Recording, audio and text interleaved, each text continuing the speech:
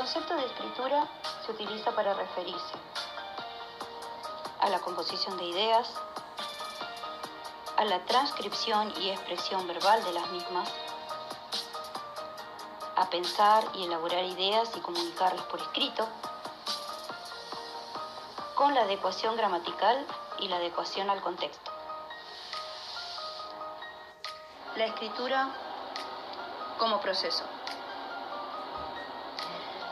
La comunicación escrita requiere de un proceso que incluye subprocesos, como por ejemplo generar ideas, hacer planes, redactar, reformular enunciados, y así lo vamos a representar en un esquema que presentaremos a continuación. Nos vamos a detener en cada uno de los pasos representados en este modelo, como por ejemplo la situación de comunicación, el texto que se escribe,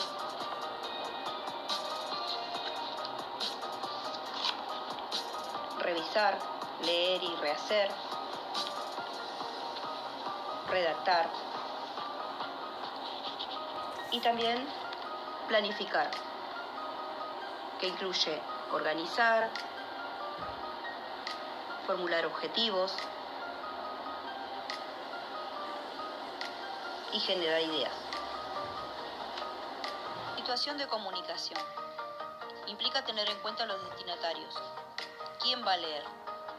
Aclarar nuestra intencionalidad, qué efecto queremos producir en quien lee, y decidir el contenido, aquello de lo que vamos a hablar.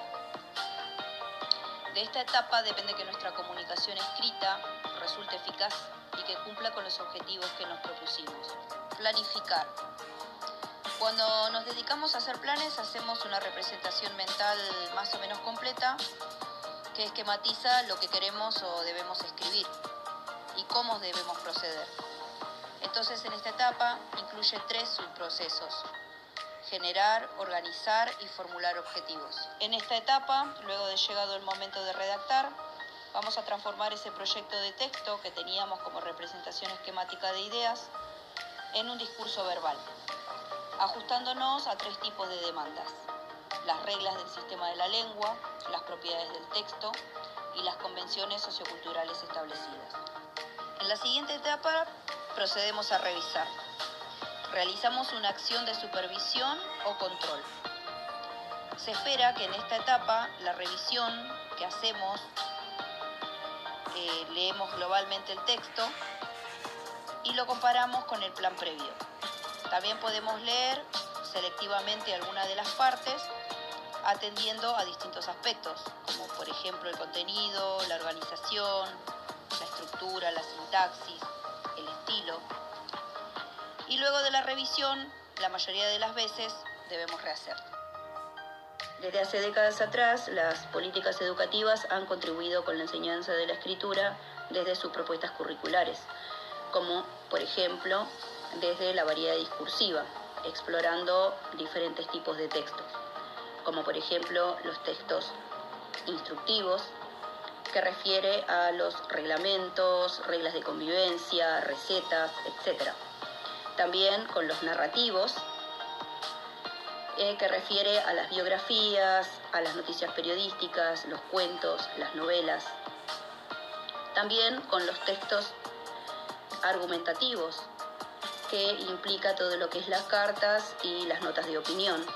Explicativos, que refiere a los informes y a los textos de divulgación. Si bien estos aportes han sido un buen intento para revertir la situación de artificialidad en los textos, también se instala la idea de que para aprender a escribir uno tiene que ser experto en tipologías textuales.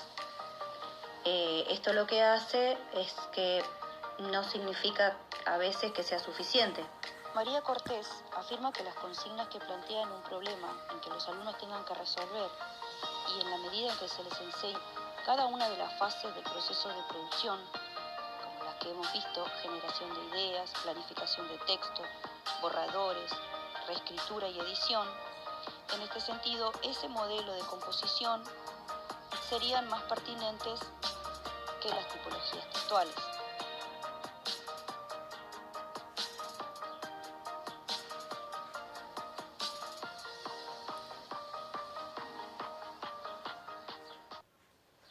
Revisión de los textos, lo escrito como materia viva.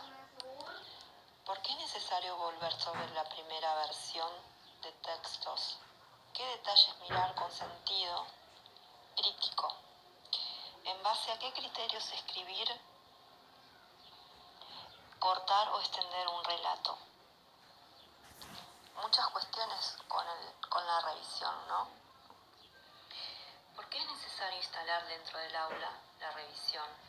Y también a la hora de corregir como docentes, nos tenemos que correr un poco e invitar a los alumnos a que vean sus escritos, que puedan volver a releerlo y visualizar los errores, o si entienden lo que escribieron, si lo escrito tiene cohesión, coherencia con lo que quieren transmitir, ¿no? Los escritos tienen que tener una cohesión, coherencia, un inicio, un desarrollo y también un final. Tenemos que iniciar esta revisión dentro del aula para que los chicos puedan tener en claro y ver esos errores y poder modificarlos con el tiempo. También es importante la evaluación. ¿Por qué evaluamos? La evaluación se trata de hacer un seguimiento en el proceso del alumno en su escritura. Volver sobre el primer texto que hayan escrito y ver detenidamente los cambios que fueron sucediendo en ese proceso que fueron escribiendo, y a medida que va pasando el tiempo pudieron modificarla y mejorarla. Así como señala Ana María en el texto, señala que nosotros tenemos que volver sobre nuestros escritos, nuestras prácticas en los escritos y poder rever los errores, y también instalar un taller de escritura para poder rever y revisar y volver siempre sobre el texto. Lo que mi compañera señalaba, que tenemos que darnos la oportunidad de volver, de tachar, de rehacer, de quitar, de volver a poner, ¿por qué no? Y incentivar a los chicos a la creatividad también.